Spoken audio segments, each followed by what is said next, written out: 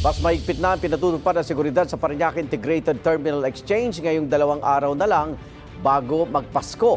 May unang balita live si Bam Alegre. Bam!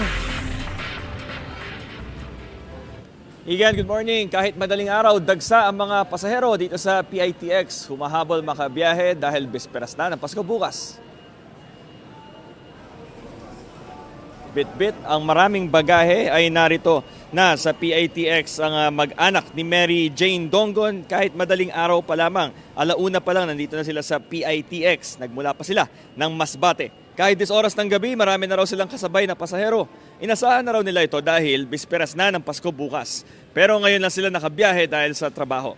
Ngayon, naghihintay na lang sila ng biyahe papuntang 13 Martires, Cavite. Sakto para sa family reunion ngayong Pasko. Sa tala ng pamunuan ng PITX, nasa 203,000 ang foot traffic kahapon. Mula hating gabi naman hanggang ngayong alas 5 ng umaga, humigit kumulang 10,000 na ang biyahero rito sa terminal. Mahigpit ang seguridad at may Oplan Pasko desk ang pulisya para sa mga pangangailangan ng mga pasahero. Pakinggan natin ang pahayag ng nakausap natin pasahero na si Mary Jane Dongon. Paano nyo po di-describe yung biyahe nyo ngayon? Ang daming kasabay. Okay lang po yun, sir, kung marami para at least makauwi po kami sa Cavite. Tapos, kamusta po yung biyahe mula Masbate papunta ngayon? Hindi naman po. Kung hindi naman masyado maraming pasahero.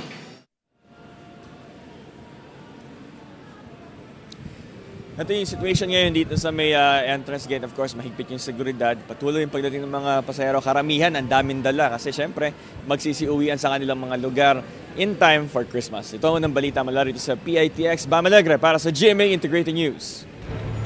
Igan, mauna ka sa mga balita, mag-subscribe na sa GMA Integrated News sa YouTube para sa iba't ibang ulat sa ating bansa.